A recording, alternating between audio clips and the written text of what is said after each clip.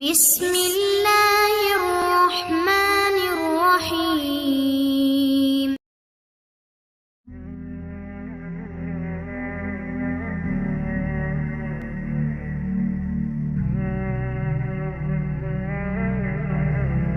അസ്സലാത്തു വസ്സലാമു അലൈക യാ സയ്യിദി യാ റസൂലല്ലാഹ് സല്ലല്ലാഹു അലൈഹി വസല്ലം. ഇൻഷാ അല്ലാഹ് ഇന്ന് ഞാൻ പറയുന്നത് സ്വലാത്തു താജിന്റെ മഹത്വത്തെ കുറിച്ചിട്ടാണ്.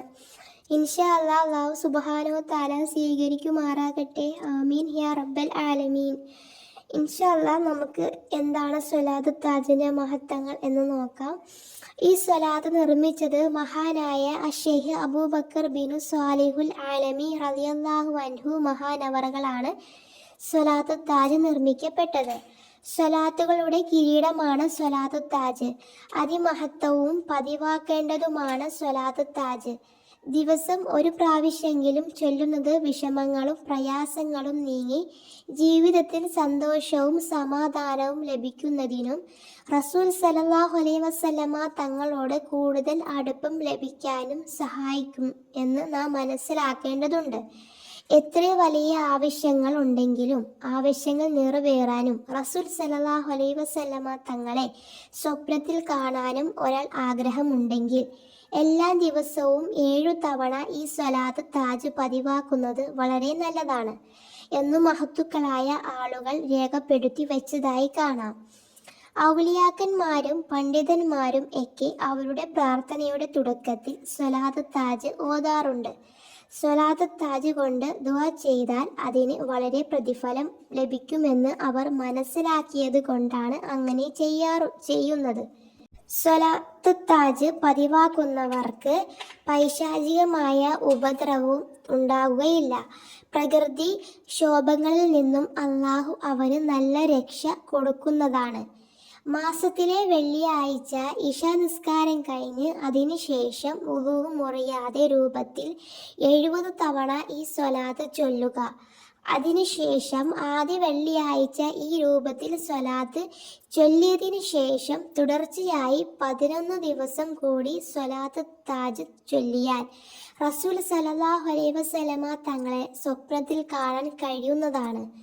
അഥവാ അവൻ സ്വപ്നത്തിൽ കണ്ടില്ലെങ്കിൽ കണ്ടതിൻ്റെ പ്രതിഫലം അല്ലാഹു സുബ്ഹാനഹു വ തആല അവനിക്ക് നൽകുന്നതാണ്. വല്ലാണ്ട് മനപ്രയാസം അനുഭവിക്കുന്നവരെ സുബ്ഹി നിസ്കാരം കഴിഞ്ഞതിന് ശേഷം 7 പ്രാവശ്യം, അസറിനും ഇഷാക്കും ശേഷം 3 പ്രാവശ്യവും ഈ സ്വലാത്ത് താജ് ചൊല്ലിയാൽ മനസ്സിന് നല്ല സമാധാനം കിട്ടുന്നതാണ്.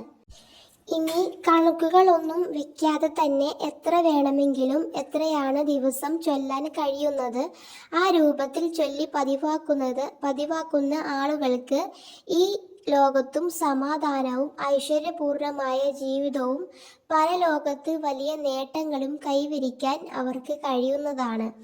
ഇൻഷാ അല്ലാഹ് നമുക്കൊരു തവണ സ്വലാത്ത് താജ് ചൊല്ലാം. اللهم صل على سيدنا محمد صاحب التاج والمعراج والبراق والعالم والدافع والبلاء والوباء والقحط والمرض والعالم اسمه مكتوبا مرفوعا مشفوعا منقوش في لوح القلم سيد العرب العجم جسمه مقدس معطر مطهر منور في البيت الحرم شمس الضحى بدر الدجى صدر العلا نور الهدى خوف الورى مصباح الظلم جميل الشيام شفيع الأمم صاحب الوجود والكرم والله عاصمه وجبريل حادمه وبراق مركبه ومعراج سفره وسدرة منتهى مقامه وأقاب قوسين مطلوب والمطلوب مقصود والمقصود موجود سيد المرسلين حاتم النبيين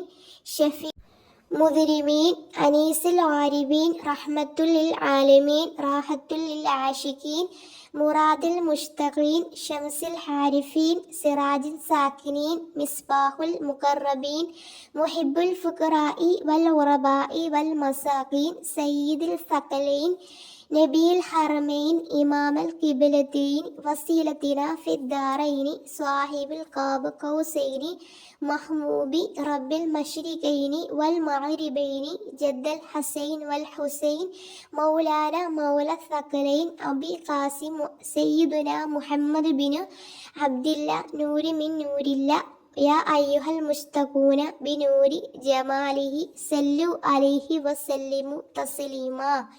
ഇതാണ് സ്വലാത്ത് താജ് എന്ന് പറയുന്നത്. ഇത് നാം വലിയ മഹത്വമുള്ള ഒരു സ്വലാത്തും കൂടിയാണ്. അതുകൊണ്ട് തന്നെ നാം നിത്യമായി ചൊല്ലാൻ ഒരു പ്രാവശ്യങ്ങളിൽ ശ്രമിക്കുക. ഇൻഷാ അല്ലാഹ് അല്ലാഹു സുബ്ഹാനഹു വ തആല സ്വലാത്തിൻ്റെ താജിൻ്റെ ബർക്കത്ത് കൊണ്ട് നമ്മുടെ എല്ലാ ആഗ്രഹങ്ങളും മുറാദുകളൊക്കെ ഹാസിലാക്കട്ടെ. നമ്മൾ മരണം വരെ സ്വലാത്ത് താജും മറ്റു സ്വലാത്തുകളും മറ്റു ഖുർആൻ പാരായണവും എല്ലാം ഓതുവാനും ചൊല്ലുവാനും എല്ലാത്തിനും അല്ലാഹു സുബ്ഹാനഹു വ തആല നമുക്കൊക്കെ തൗഫീഖ് നൽകുമാറാകട്ടെ. ഇൻഷാ അല്ലാഹ് ദുആ വസിയത്തോടെ.